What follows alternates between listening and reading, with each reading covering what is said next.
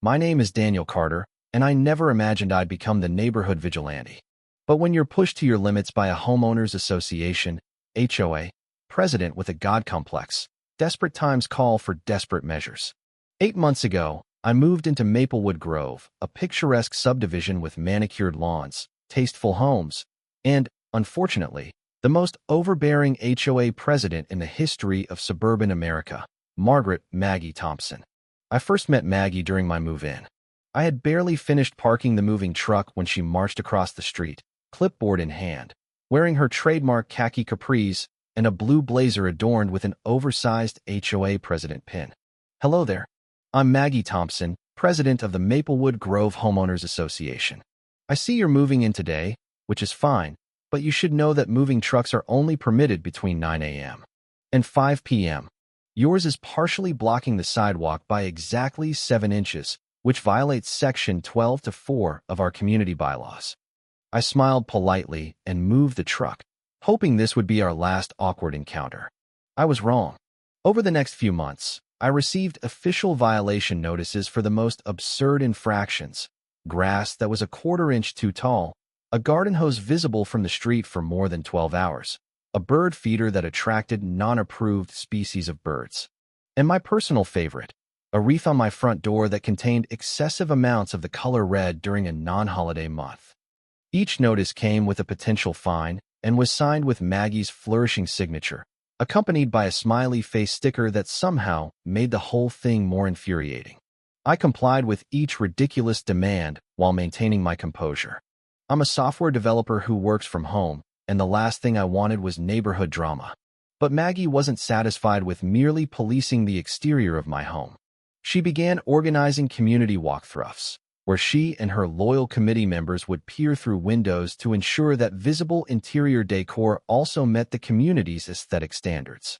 I caught her one afternoon with her face pressed against my living room window, her hands cupped around her eyes to reduce the glare. "Can I help you with something, Maggie?" I asked after quietly opening my front door. She jumped back, nearly trampling her prized hydrangeas. "Oh, Daniel. The committee and I were just conducting our quarterly interior compliance review. Your curtains appear to be navy blue, which is concerning because Section 17-5 clearly states that all window treatments visible from the street must be in the neutral or earth-toned family." "Actually, they're black," I corrected her. "I don't recall anything in the bylaws about interior design approval." Maggie's smile tightened. "Well, perhaps you haven't received the updated bylaws. I'll have a copy delivered to you immediately. In the meantime, I'll just make a note that you'll need to replace those curtains within 14 days. The updated bylaws that arrived in my mailbox the next day appeared to be printed on Maggie's home printer, with several suspiciously handwritten additions that all seemed to grant the HOA president unprecedented powers over everything from interior paint colors to the types of beverages residents could visibly consume on their front porches. Then the package situation began. Like many people who work remotely, I order a lot online: computer parts, office supplies, books, you name it. I started noticing that packages were being delivered according to tracking information, but they weren't on my porch when I checked. The first time it happened, I assumed it was a mistake or perhaps a porch pirate. I installed a doorbell camera, and what I discovered made my blood boil. Maggie, in all her HOA glory, was collecting my packages, examining them on my porch, and then taking some of them away. I watched the footage in disbelief. She would arrive shortly after deliveries, inspect the boxes, and if they were a certain size or from specific retailers, she would take them to her house across the street. She seemed particularly interested in anything from tech companies or bookstores. One afternoon, she opened a small package right on my porch, peeked inside, and then slipped its contents into her blazer pocket before discarding the packaging in my recycling bin. The sheer audacity was breathtaking. I confronted her politely the next day. "Excuse me, Maggie. I noticed on my security camera that you've been taking packages from my porch. Is there something I should know about?" Maggie's face flushed briefly before she regained her composure. "Oh, Daniel, I'm just doing my job as HOA president. Section 23-9 clearly states that all deliveries must comply with neighborhood aesthetic standards. I've been temporarily confiscating packages that don't meet our guidelines." "Guidelines for packages?" I asked, knowing full well this was complete nonsense. Yes, she replied with disturbing confidence. We have restrictions on box sizes, delivery frequencies, and visible logos that might disrupt the visual harmony of our community. I've been meaning to return them, but I've been so busy with HOA matters.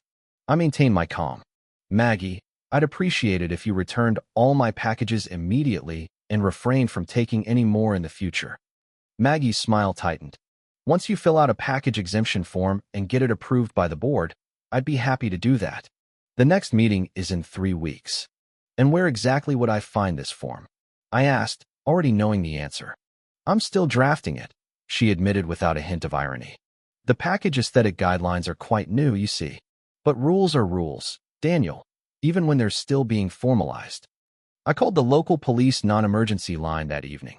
The officer who responded was sympathetic but explained that since Maggie lived in the neighborhood and claimed she was acting in an official capacity, it was more of a civil matter than theft, at least for now. He recommended documenting everything and consulting with a lawyer. Officer Reynolds scratched his head after watching my doorbell footage. Look, between you and me, I've dealt with this kind of HOA situation before. It's a gray area legally because she's claiming to act under some kind of authority, even though it sounds like she's making up rules as she goes. Document everything, get a copy of the real bylaws, and maybe talk to some neighbors. I'd bet good money you're not the only one dealing with this. He was right. When I began discreetly asking around, I discovered an entire neighborhood living in fear of Maggie's arbitrary enforcement. The elderly couple on the corner had been fined for having grandchildren visit more than the permitted 3 times per month. The single mom down the street had received violations for leaving for work before acceptable morning departure hours. Each infraction seemed designed to extract fees, exert control, or simply make Maggie feel important. My packages were eventually returned 3 days later, coincidentally after I'd mentioned involving the authorities. Some had been opened and hastily resealed. My new gaming keyboard had mysterious sticky spots, and a book on programming had coffee stains on several pages. A small box containing a collectible figurine for my desk was missing entirely, though Maggie insisted it had never been among the packages she temporarily secured for community aesthetic purposes. I decided to play the long game. First, I thoroughly read the HOA bylaws, all 127 mind-numbing pages. As I suspected, there was absolutely no mention of package regulations, delivery aesthetics, or the HOA president's authority to confiscate personal deliveries. However, I did find something interesting. The HOA board was required to keep detailed financial records, available to any homeowner who requested them with 48 hours notice. I filed a formal request to review the HOA financial statements for the past year. Maggie responded with a series of increasingly creative delays. The treasurer was on vacation, the documents were being professionally audited, the HOA office had experienced a localized water event, affecting only the filing cabinet containing financial records. Meanwhile, I set up an additional camera that had a clear view of Maggie's front porch. What I saw was illuminating. The packages she confiscated for violating imaginary aesthetic guidelines were making their way into her home, but very few ever came back out. Either Maggie was hoarding an impressive collection of empty Amazon boxes, or she was keeping the contents for herself. I then attended the next HOA meeting, where I listened to Maggie drone on about improper mailbox heights and unauthorized garden gnomes for nearly 2 hours. When the new business portion arrived, I calmly raised my hand. I'd like to discuss the package confiscation policy that's apparently being enforced. I can't seem to find it in our bylaws. The other board members looked confused. Maggie's face turned an impressive shade of crimson. Well, it's more of an unwritten rule, she stammered. For community safety. Several neighbors shifted uncomfortably in their seats. I sensed I wasn't the only victim of Maggie's package surveillance program. In that case, I continued, I move that we create an official policy stating that HOA officials may not remove, inspect, or confiscate packages from private residences without explicit written permission from the homeowner. To Maggie's visible horror, the motion was seconded and passed almost unanimously. Only Maggie and her husband voted against it. Before adjourning the meeting, I raised my hand again. One more item. I'd like to formally request access to the HOA financial records, as permitted in Section 31(2) of our bylaws. I've submitted the request in writing 3 times over the past month, but haven't received a response. Maggie's expression shifted from annoyance to something approaching panic. The records are still being organized. We've switched accounting systems recently, and there's been some confusion with the transition. I understand, I replied pleasantly. However, the bylaws specify a 48-hour response window. I'd be happy to help with the organization if that would expedite the process. The meeting ended with Maggie promising to have the records available very soon, and with several other homeowners suddenly expressing interest in reviewing the financial statements as well. I left the meeting feeling victorious, nodding politely to Maggie on my way out. Oh, and I've installed some additional security cameras around my property, I mentioned casually. Just for aesthetic purposes, of course. My triumph was short-lived. The very next day, a delivery arrived while I was on a video conference.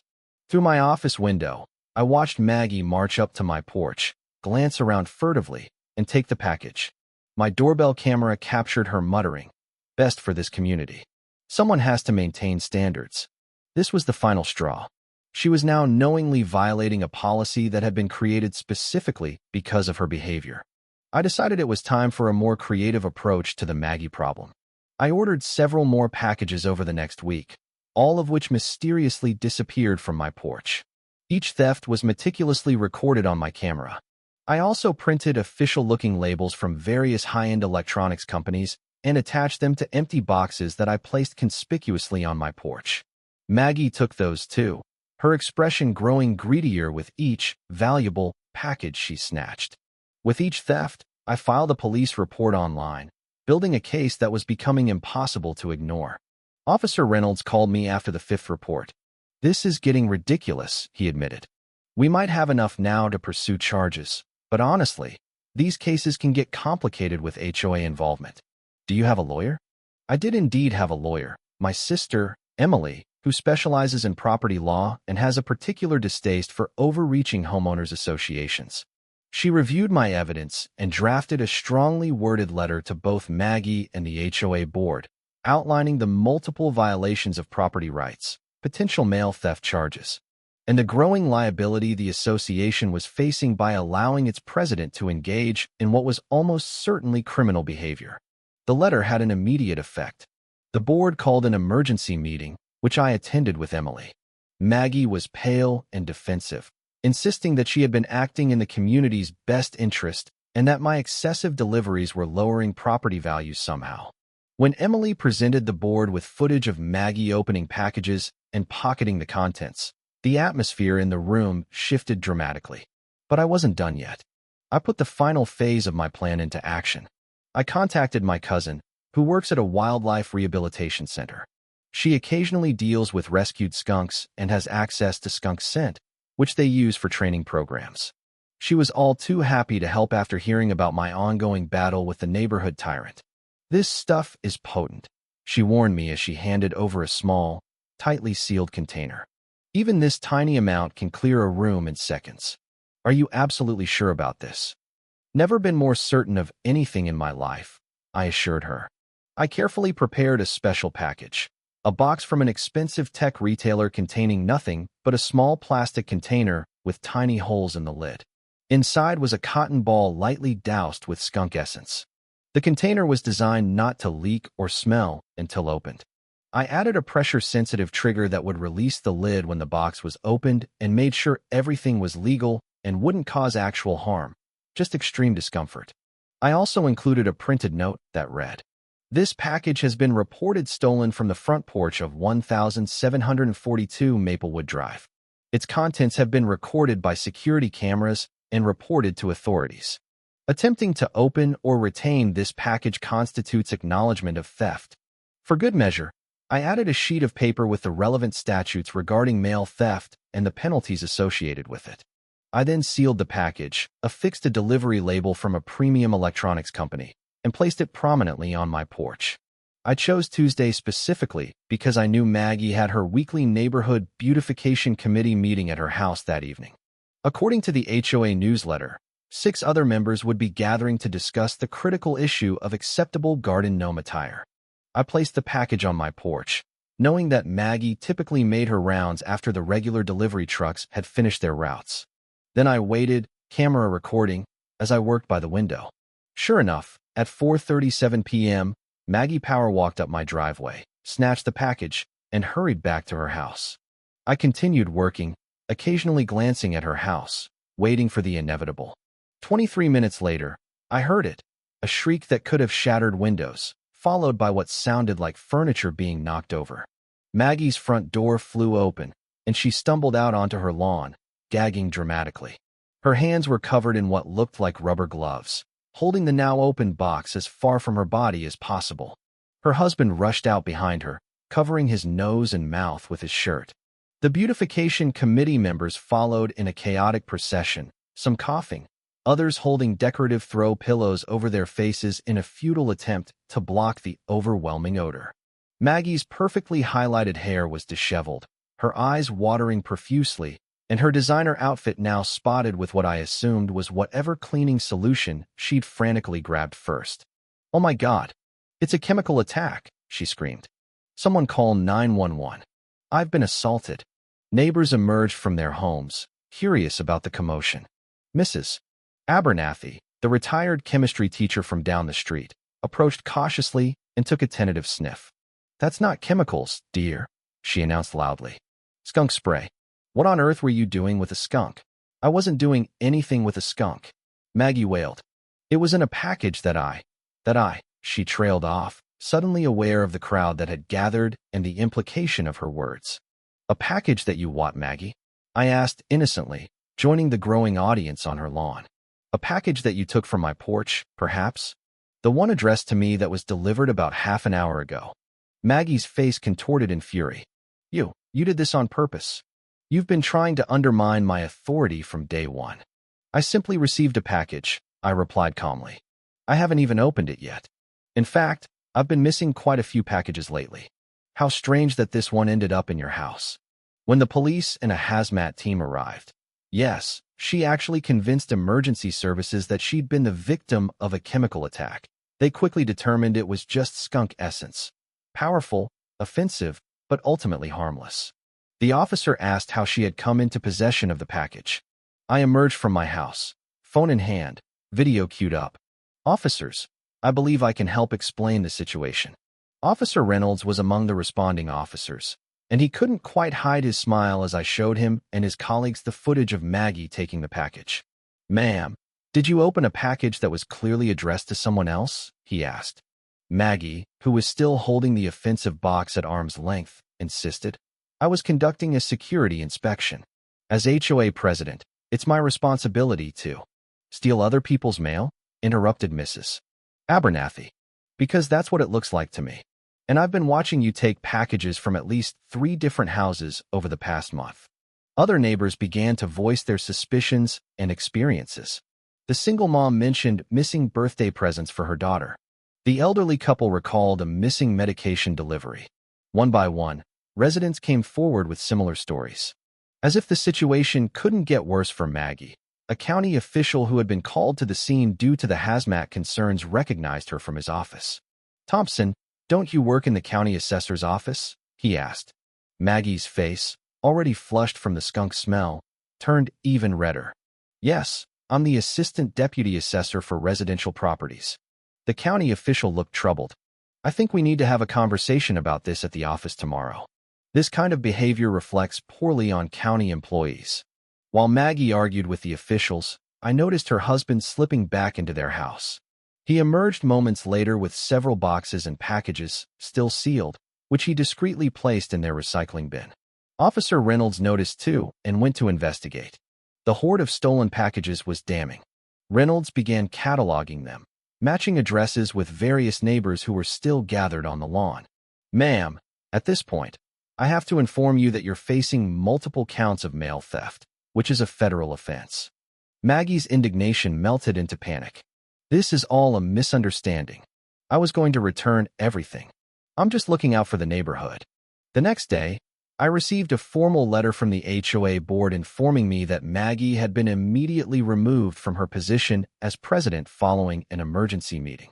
The letter included a sincere apology from the board and a request that I not press charges for the multiple documented thefts, as the HOA would ensure Maggie made financial restitution for all stolen or damaged items. Maggie stood on her driveway, watching as the temporary HOA board president posted the announcement of her removal on the community bulletin board. Her face cycled through expressions of disbelief, rage, and finally defeat. Even from across the street, I could hear her indignant voice cracking as she shouted, "This is completely unacceptable. Don't you people understand everything I've done for this community? I've dedicated years to maintaining our property values. Single-handedly prevented the installation of that hideous basketball hoop at the Johnsons' house. I can still smell that horrible stench in my house. My designer clothes are ruined. My career might be over. I'll sue every single one of you for defamation and emotional distress." No one was listening. The neighbors had already turned away, some exchanging phone numbers to organize the first truly democratic HOA election in Maplewood Grove history. Others discussed a community barbecue to celebrate what they were calling Liberation Day. As for me, I simply watched from my porch, sipping coffee from a mug that deliberately violated Section 22-7 of Maggie's imaginary updated bylaws. No beverage containers exceeding 8 ounces may be visible from the street. The final blow came when a police cruiser pulled into Maggie's driveway.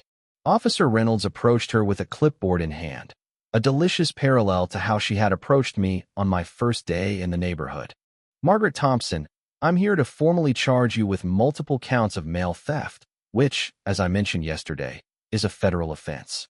Please put your hands behind your back." As the handcuffs clicked into place and Maggie's face morphed into an expression of pure disbelief, I couldn't help but think that in her obsessive quest to control every aspect of our neighborhood, she had finally received a package she couldn't return. In the weeks that followed, Maplewood Grove underwent a transformation. The new HOA board, elected democratically by the residents, implemented fair and transparent policies. The oppressive rules that had once governed every aspect of our lives were repealed, and the community began to thrive in a way it never had under Maggie's iron-fisted rule. As for Maggie, she faced both legal and professional consequences for her actions. The county assessor's office launched an internal investigation, and she was ultimately dismissed from her position. The criminal charges for mail theft were settled out of court, with Maggie agreeing to pay restitution to all affected residents. I, on the other hand, became something of a local hero. My neighbors thanked me for standing up to Maggie and for bringing an end to her reign of terror. Even Mrs. Abernathy, the retired chemistry teacher, gave me a nod of approval. "You handled that skunk situation beautifully," she said with a wink. As I sat on my porch, enjoying the newfound freedom of Maplewood Grove, I couldn't help but smile. Sometimes, it takes a little creativity and a dash of skunk spray to bring about real change. Thank you for taking the time to listen to today's story on Store of Good Stories. If this story touched your heart or made you think, don't forget to hit like and share the video to spread this positive message to more people. And if this is your first time here, make sure to subscribe and turn on the notification bell so you won't miss any of the meaningful stories we share every week. Your support is the biggest motivation for Store of Good Stories to keep bringing heartfelt and valuable stories to you. See you in the next video.